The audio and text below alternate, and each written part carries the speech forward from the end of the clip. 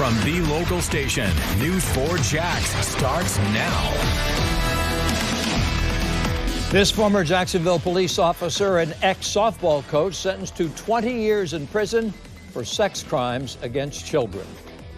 It was a gut-wrenching day in court as 3 young girls described physical and mental torture at the hands of Matthew Butler. We want to note we do not identify underage survivors of sexual abuse.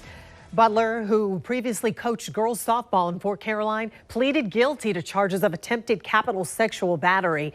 He will serve 20 years probation once he's released from prison.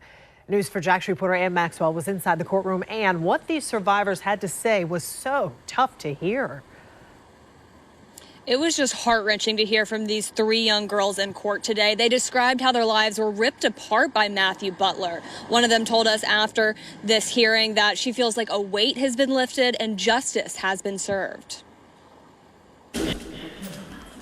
Today, a judge designated Matthew Butler a sexual predator, and I will sign an order today in court. Butler didn't speak as 3 survivors addressed the court about the anguish they've endured at his hands. Every time I think I'm past it, a sound, a word, something I see makes all the memories come back like the day it happened.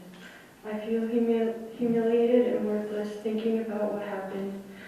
It's a struggle to get out of bed every morning because I wish I could just disappear. A 15-year-old spoke of the scars that have lingered for years. Every day since the day you took my childhood from me, since the age of 8, you, Matthew Butler, made it impossible for me to walk down the road at night. She says she sees Butler in the face of strangers. When I go anywhere and I see someone as bald and as evil as you look, all I remember is you, Matthew, haunting me. Your mugshot is printed in my brain so bad I've hurt myself because of you. But one thing has helped her get through. But then I stop and I remember I have to stay alive for this day to get justice, not just for me, but for every single girl in this courtroom. The judge sentenced Butler to 20 years in prison plus 20 years probation as a sexual predator. Among the conditions of his probation, psychosexual counseling, electronic monitoring, no contact with children without court approval, warrantless searches, and admitting to his crimes. But Butler's attorney says he maintains his innocence. He has absolutely no recollection of any of these events ever happening. It looked like he didn't even change his whole facial expressions, as there was plenty of victims standing up there crying, and not one